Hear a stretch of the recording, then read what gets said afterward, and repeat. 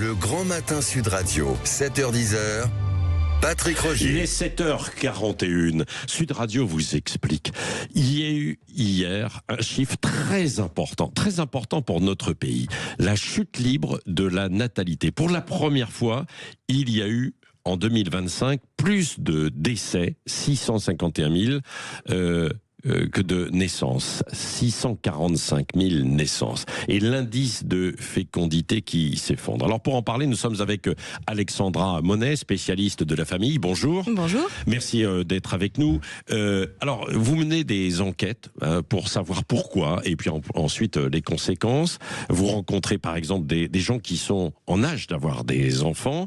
Alors certains n'en veulent plus, et d'autres ne peuvent plus aussi. D'abord sur ceux qui n'en veulent plus. Pourquoi ?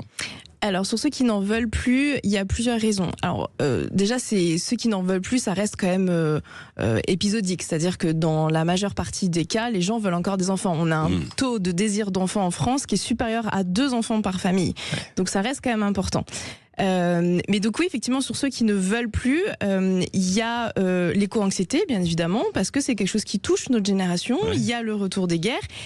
Il y a aussi l'émancipation de la femme qui peut avoir effectivement des conséquences, tout simplement parce que les femmes aujourd'hui ne veulent plus rentrer dans le diktat de une femme doit avoir des enfants.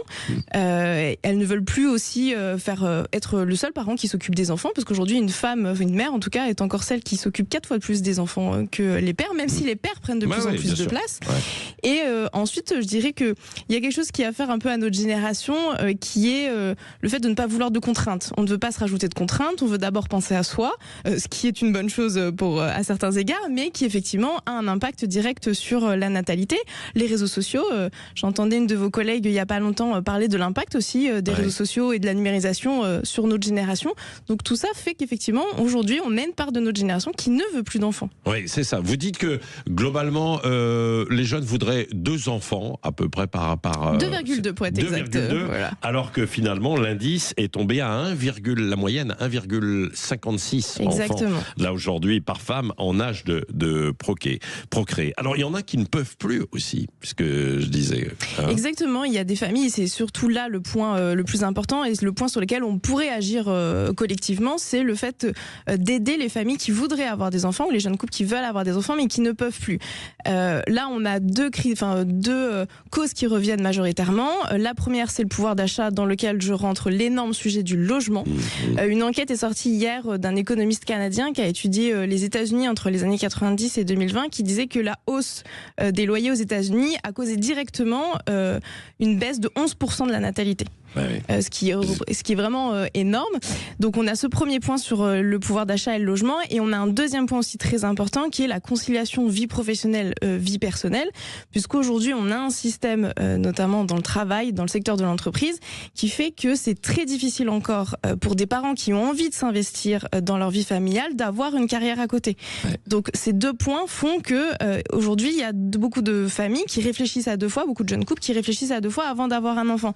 Et on en parlait juste avant, il y a aussi la question de la fertilité, bien évidemment. Bien c'est un sujet. Puisqu'on retarde chez les femmes pour procréer. Exactement. De plus en plus de femmes font des enfants plus tard pour avoir une carrière professionnelle, et ça cause des problèmes d'infertilité. On le sait, puisque après 30 ans, le taux de fertilité chez les femmes décroît. Ouais. Et puis, alors, il y a un autre phénomène, bien sûr, qu'on observait. Auparavant, on faisait des enfants et on avait des grands-parents, les parents qui n'étaient pas très loin pour pouvoir les garder, parce qu'il y a ce problème de garde. Exactement. Et aujourd'hui, il y a ce qu'on appelait l'effet village, quoi, un peu. Exactement. Avant, on parlait beaucoup, Dolto, on a beaucoup parlé notamment de cette éducation, pour dire que quand on veut éduquer un enfant, il faut tout un village. C'est-à-dire que les parents, eux seuls, ne peuvent pas éduquer. Et ça, c'est quelque chose qui reste encore aujourd'hui, surtout dans une société où on a de plus en plus de familles monoparentales. Forcément, un parent tout seul ne peut pas élever un enfant.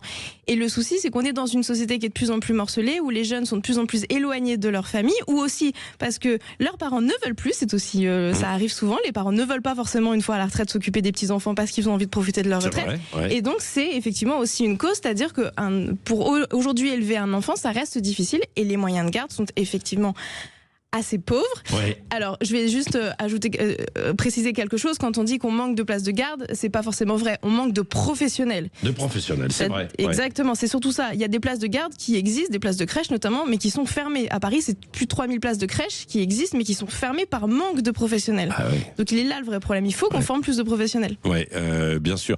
Alors, il y a beaucoup de solutions à mettre. On verra pendant la campagne pour la présidentielle si ce sera un enjeu ou pas. Juste d'un mot aussi, Alexandra Monet, sur les conséquences de cette démographie en chute libre en France. Sur un plan économique, notamment, c'est particulièrement important. Hein. Alors, bien évidemment, après, tout dépend d'où on se place. Si on se place du niveau de la décroissance, il y en a qui seront très contents de voir la natalité en berne.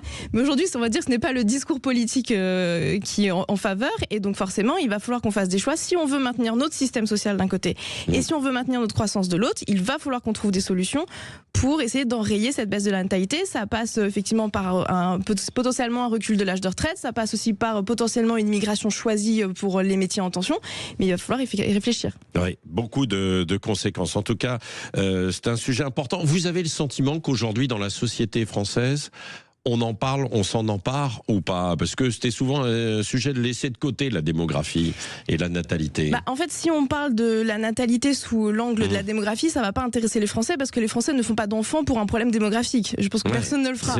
Par contre, si on parle de la natalité juste sur le fait qu'on dise aux familles, vous avez un désir d'enfant et l'État et collectivement, la société est là pour vous aider à avoir des enfants, là par contre, ça pourra parler et ça pourra devenir un sujet vraiment majeur pour les prochaines élections municipales et présidentielles. Merci, c'était particulièrement intéressant et passionnant. Alexandra Monet, spécialiste de la famille, d'être venue ce matin sur Sud Radio. On continuera d'en parler, bien sûr, tout au long de la journée. On l'avait déjà évoqué hier avec ces premiers chiffres qui ont été annoncés. Merci. Merci beaucoup.